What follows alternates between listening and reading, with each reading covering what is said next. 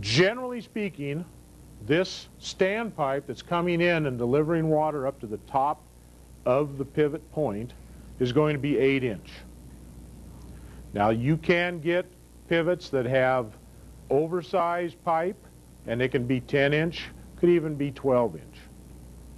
You also can get mini pivots that will have 4, 4.5, or 6-inch standpipes, but the standard is usually 8-inch.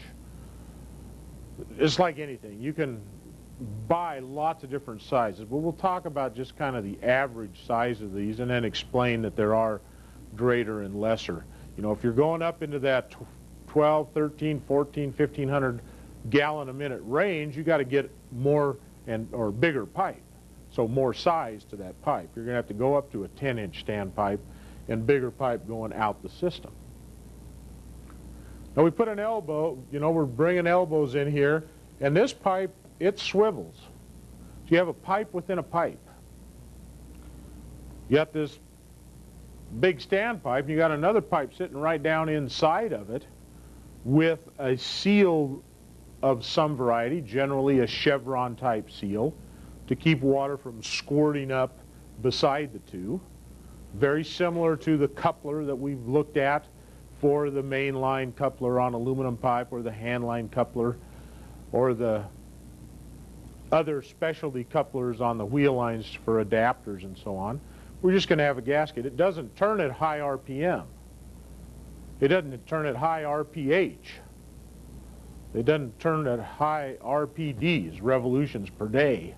You know, this machine, a really fast center pivot might turn 1 revolution in 10 hours. That's a really fast one. The norm is probably about 20 hours. If you have a full quarter-mile long machine, it takes you generally about 20 hours with the standard motors and speed ratio on the drivetrains to make a revolution at full speed. And we certainly could go way slower. Yes, Chad? How far down does the second pipe go into the main standpipe? This pipe, the question was how far does this one go? The one that swivels? Oh, how deep into the throat of the other pipe?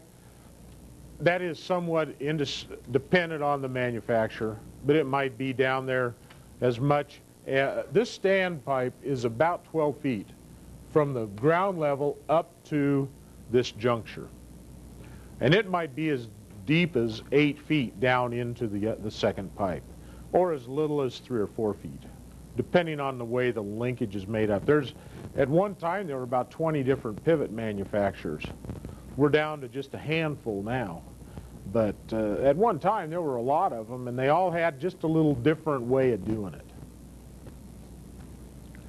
But it's a reasonable amount of depth because it acts also as a bearing area as well. This standpipe then, like we say, is the receiver, and then it turns an elbow, and then it goes out the machine. And out the machine, we call that piece going out the machine a span. So we got to hook up here, and we have pipe that's going out here to another operation. We call that a span. Then out here, 120 to 180 feet. The spans are somewhere between that length. They can be shorter, but in general they try to keep them as shortest as 120 feet. Sometimes we can find them shorter because just to fit the field correctly, we need to put in a short span to maximize the amount of hardware we can have on the field. But they're usually somewhere 120 to 180 feet long, and you won't find them longer than 180 feet for the standard spans. We're not, there's a specialty unit called a corner system that has a longer span, but that's a specialty item that we'll talk about at the end of the discussion.